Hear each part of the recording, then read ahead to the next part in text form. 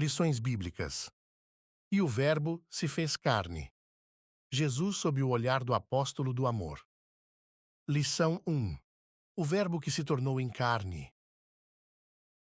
Texto áureo. E o Verbo se fez carne e habitou entre nós. E vimos a sua glória, como a glória do unigênito do Pai, cheio de graça e de verdade. João, capítulo 1, versículo 14. Verdade prática. O Verbo de Deus inseriu-se na história, assumindo a forma de homem para redimir os pecadores. Leitura bíblica em classe. João, capítulo 1, versículos de 1 a 14. No princípio era o Verbo, e o Verbo estava com Deus, e o Verbo era Deus. Ele estava no princípio com Deus. Todas as coisas foram feitas por ele, e sem ele nada do que foi feito se fez. Nele estava a vida, e a vida era a luz dos homens. E a luz resplandece nas trevas, e as trevas não a compreenderam. Houve um homem enviado de Deus, cujo nome era João. Este veio para testemunho, para que testificasse da luz, para que todos crescem por ele. Não era ele a luz, mas veio para que testificasse da luz. Ali estava a luz verdadeira, que alumia a todo homem que vem ao mundo. A estava no mundo, e o mundo foi feito por ele, e o mundo não o conheceu. Veio para o que era seu, e os seus não o receberam. Mas a todos quantos o receberam, deu-lhes o poder de serem feitos filhos de Deus, aos que creem no seu nome, os quais não nasceram do sangue, nem da vontade da carne, nem da vontade do varão, mas de Deus. E o Verbo se fez carne e habitou entre nós, e vimos a sua glória, como a glória do unigênito do Pai, cheio de graça e de verdade. Introdução. Neste trimestre, vamos estudar o Evangelho de João. Em comparação com os outros 3 evangelhos, Mateus, Marcos e Lucas, o de João destaca-se especialmente por centrar-se no ministério de Jesus em Jerusalém. O autor deste evangelho, o apóstolo João, redigiu este valioso documento com a intenção de revelar a singularidade da natureza divina do nosso Senhor e, ao mesmo tempo, encorajar a fé dos seus discípulos. Que possamos também ser fortalecidos e inspirados na nossa fé em Jesus Cristo, nosso Senhor e Salvador. Tópico 1. O Evangelho de João. 1. Autoria e data. O apóstolo João é o autor do Evangelho que leva o seu nome. A confirmação da sua autoria encontra-se no próprio texto e também nos escritos dos denominados pais da Igreja. Admite-se que tenha sido escrito entre os anos 80 e 90 depois de Cristo.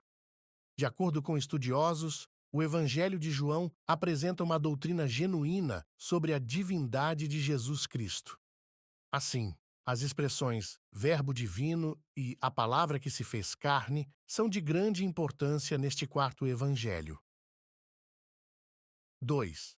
O propósito do Evangelho. O Evangelho de João tem como um de seus propósitos levar o leitor a crer que Jesus é o Cristo, o Filho de Deus, e, ao crer, encontrar a vida em seu nome.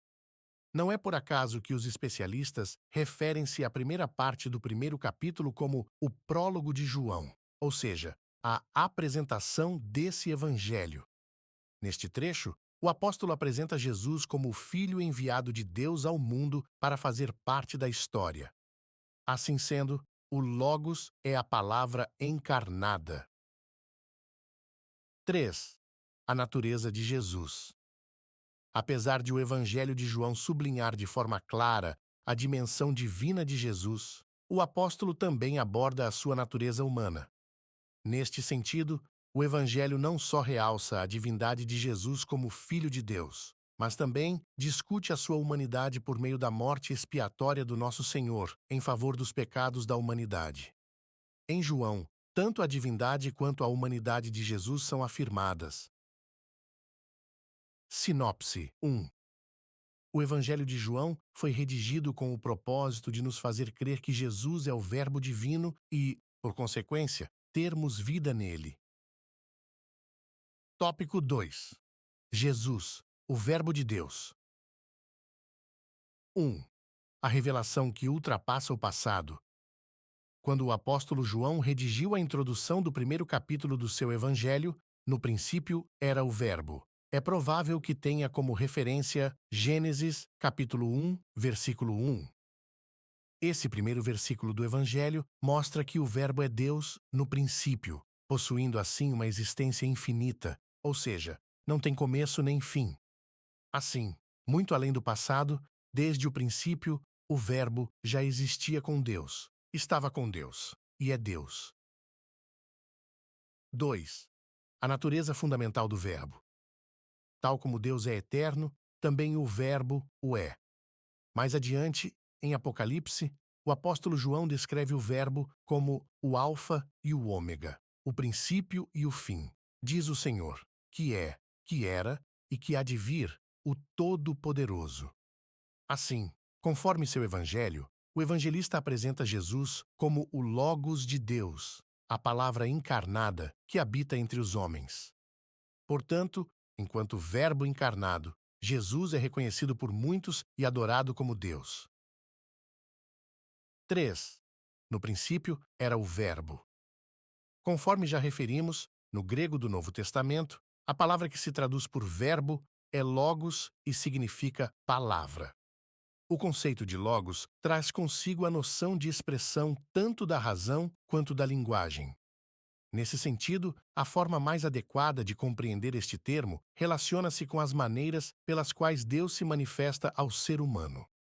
Assim, o conceito mais apropriado para logos encontra-se em Jesus, que representa a expressão da divindade, a revelação de Deus. Sinopse 2.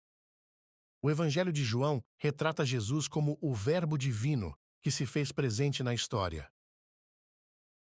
Tópico 3. A encarnação do Verbo. 1. A manifestação do Verbo e a luz do mundo. João identifica Jesus como o Criador de todas as coisas, mediado pelo Pai através do poder da sua palavra. A seguir, ele faz uma distinção entre luz e trevas. As trevas simbolizam a obscuridade espiritual provocada pelo pecado. No entanto, Deus enviou João Batista para testemunhar e proclamar sobre a luz. A verdadeira luz é Cristo, que foi anunciado por João Batista, mas que os homens decidiram rejeitar. 2. O privilégio de nos tornarmos filhos de Deus. Enquanto Israel rejeitou a bênção da salvação através da obra do Calvário, Deus ofereceu a todas as pessoas, independentemente da sua raça, etnia ou língua, a oportunidade de se tornarem filhos de Deus pela fé no nome de Jesus. Tanto aos judeus quanto aos gentios, a luz manifestou-se para revelar o plano divino de redenção a toda a humanidade. Assim, aos gentios foi assegurada uma herança de filiação divina através do amor do Pai. Portanto, como crentes em Cristo, temos o privilégio de sermos chamados filhos de Deus. 3. A manifestação e a habitação do Verbo.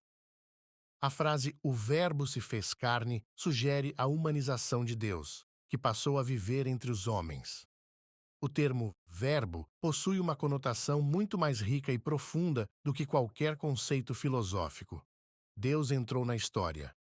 É importante notar a expressão "e habitou entre nós". No texto grego, essa expressão indica que o Verbo armou seu tabernáculo, ou tenda, entre nós. Antes, Deus habitava numa tenda montada pelo seu povo. Agora, de acordo com as palavras do evangelista, ele reside entre nós, representando a manifestação plena da presença divina no mundo. Sinopse 3. Por meio da manifestação do Verbo de Deus, a luz do mundo, temos a bênção de sermos considerados filhos de Deus. Conclusão. Nesta lição, tivemos a oportunidade de iniciar o estudo no Evangelho de João, mostrar a sua relevância e o seu objetivo na vida da Igreja. Observamos que a revelação sensível de Deus e a sua intervenção na história tornam o Evangelho de João uma obra única do Novo Testamento. Em João, entendemos que a encarnação do Verbo trouxe luz plena àqueles que crescem. Assim, através da fé em Jesus, somos denominados e feitos filhos de Deus.